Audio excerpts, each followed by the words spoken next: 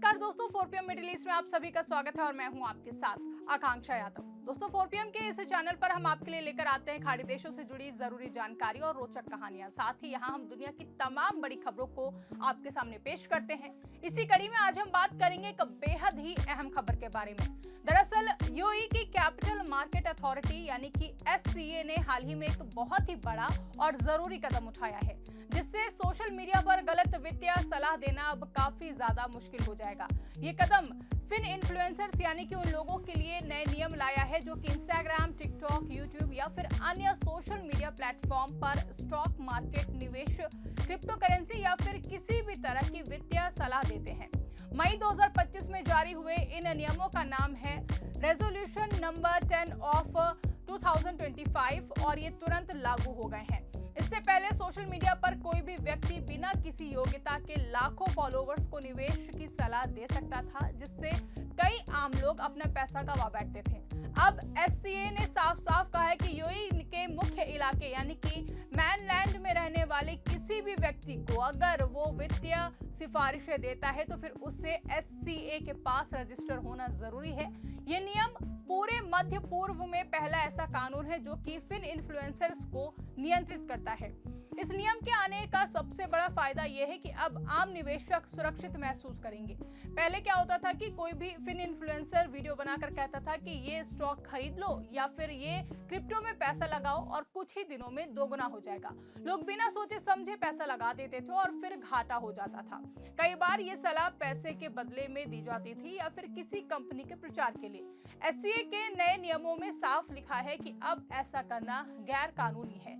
Fin influencer को registration number लेना होगा और हर पोस्ट या वीडियो में उसे प्रोमिनेंटली यानी बड़े अक्षरों में दिखाना होगा। साथ ही उसे ये भी बताना होगा कि वो एससीए से एक्रीडेटेड फाइनेंशियल एनालिस्ट है या फिर सीएफए सर्टिफिकेटेड होल्डर है। अगर कोई इन नियमों का पालन नहीं करेगा तो फिर उसे जुर्माना लग सकता है, ब्लैकलिस्ट किया जा सकता है या फिर कानूनी कार्रवाई भी हो सकती है। अब बात करते हैं कि फिन इन्फ्लुएंसर बनने के लिए क्या शर्तें हैं। तो एससीए कहता है कि रजिस्ट्रेशन के लिए व्यक्ति को स्वतंत्र होना चाहिए, यानी कि किसी भी लाइसेंस्ड फाइनेंशियल कंपनी में नौकरी नहीं कर रहा हो। उसे या तो एससीए से एक्रीडेटेड फाइनेंशियल एनालिस्ट होना चाहिए या फिर सीएफए यानी कि चार्टेड फाइनेंशियल एनालिस्ट का सर्टिफिकेट होना चाहिए। साथ ही उसे मार्केट पार्टिसिपेंट्स पर इन्फ्लुएंस दिखाना होगा। इसका मतलब है कि उसके कम से कम 1000 फॉलोवर्स होने चाहिए या फिर उसके सुझाव मीडिया में छपे हो या कम से कम 6 महीने का फाइनेंस या फिर निवेश का अनुभव हो। एससीए ने रजिस्ट्रेशन, रिन्यूअल और कानूनी सलाह की फीस 3 साल के लिए पूरी तरह माफ कर दी है ताकि अच्छे लोग आसानी से रजिस्टर हो सके। ये कदम इसलिए उठाया गया है क्योंकि यूएई में डिजिटल कंटेंट बहुत तेजी से बढ़ रहा है और लोग सोशल मीडिया से ही निवेश की जानकारी ले रहे हैं। ये नियम सिर्फ यूएई मैनलैंड पर लागू होते हैं। डीआईएफसी या फिर एडीजीएम जैसे फ्री जोन्स में अभी रहने वाले लोगों के लिए उनको बाहर रखा गया है, लेकिन अगर उनकी सलाह यूएई के लोगों तक पहुंच रही है तो फिर सावधानी बरतनी होगी। एससीए ने एक लिस्ट भी जारी की है जिसमें ऑथराइज्ड इन्फ्लुएंसर्स के नाम, सोशल मीडिया लिंक्स और रजिस्ट्रेशन नंबर होते हैं। आम लोग आसानी से चेक कर सकते हैं कि जो व्यक्ति सलाह दे रहा है वो लाइसेंस्ड है या फिर नहीं। अगर लिस्ट में नाम नहीं है तो फिर उसकी सलाह पर भरोसा ना करें। एससीए ने निवेशकों से अपील की है कि वो हमेशा वेरीफाई करें और अनऑथराइज्ड सलाह मिले तो फिर एससीए की वेबसाइट या फिर कॉल सेंटर पर रिपोर्ट करें। इस नियम के आने से फिन इन्फ्लुएंसर्स के लिए काम करना थोड़ा सा कठिन जरूर हुआ है, लेकिन ये उनकी क्रेडिबिलिटी भी बढ़ाएगा। जो लोग सच में योग्य हैं और सही जानकारी देते हैं वो अब और भी ज्यादा भरोसेमंद बनेंगे। पहले अनरजिस्टर्ड लोग बिना किसी जिम्मेदारी के सलाह देते थे, लेकिन अब हर सलाह पर उनकी जवाबदेही होगी। उन्हें फैक्ट्स और ओपिनियन से अलग दिखाना होगा, स्रोत बताने होंगे, रिस्क और रिटर्न को बैलेंस करके बताना होगा। में एग्जीग्रेशन या फिर गारंटेड प्रॉफिट का वादा बिल्कुल नहीं करना है। अगर कोई हाई रिस्क वाला प्रोडक्ट है तो फिर उसका जिक्र साफ साफ करना पड़ेगा। पेड पार्टनरशिप्स या फिर कॉन्फ्लिक्ट्स ऑफ इंटरेस्ट को भी डिस्क्लोज करना अनिवार्य है। सोशल मीडिया का जमाना है और यूएई जैसे देश में जहां युवा बहुत ज्यादा ऑनलाइन है, वहां गलत सलाह से बचाना जरूरी था। कई बार लोग इन्फ्लुएंसर के वीडियो देखकर अपना सारा बचत निवेश कर देते थे और बाद में पछताते थे। एससीए का ये कदम निवेशकों की सुरक्षा के लिए है। इससे मार्केट में ट्रांसपेरेंसी बढ़ेगी और यूएई को विश्वसनीय विश्वसनीय फाइनेंशियल हब बनाने में मदद मिलेगी। फिन इन्फ्लुएंसर्स अब सिर्फ एंटरटेनमेंट नहीं बल्कि रियल वैल्यू देने वाले प्रोफेशनल बनेंगे। अब अगर हम गहराई से समझें तो फिर इससे पहले की स्थिति काफी ज्यादा खतरनाक थी। कल्पना कीजिए कि कोई युवा इन्फ्लुएंसर जो कि खुद स्टॉक मार्केट का विशेषज्ञ नहीं है लेकिन लाखों फॉलोवर्स हैं, वो एक वीडियो बनाता है और कहता है कि ये कंपनी की शेयर खरीद लो क्योंकि इसमें तेजी आने वाली है। लोग उत्साहित होकर खरीद लेते हैं लेकिन कंपनी का परफॉर्मेंस खराब होता है और शेयर गिर जाता है। नुकसान कौन उठाता है? आम आदमी। अब नए नियम में ऐसा करने पर इन्फ्लुएंसर को जवाब देना पड़ेगा। उसे स्रोत बताने होंगे कि उसकी जानकारी कहां से आई है। अगर वो बायस्ड है या किसी कंपनी से पैसा लेकर प्रमोशन कर रहा है तो फिर उसे खुलासा करना पड़ेगा। एससीए ने ये नियम इसलिए लागू किया है और इसलिए लाया है क्योंकि डिजिटल फाइनेंशियल कंटेंट बहुत तेजी से बढ़ रहा था। यूए में निवेशक बढ़ रहे हैं, क्रिप्टो, वर्चुअल एसेट्स और ट्रेडिशनल स्टॉक सब कुछ सोशल मीडिया पर चर्चा में है, लेकिन ओवरसाइट की कमी थी। अब रजिस्ट्रेशन मैंडेटरी है और मॉनिटरिंग भी होगा।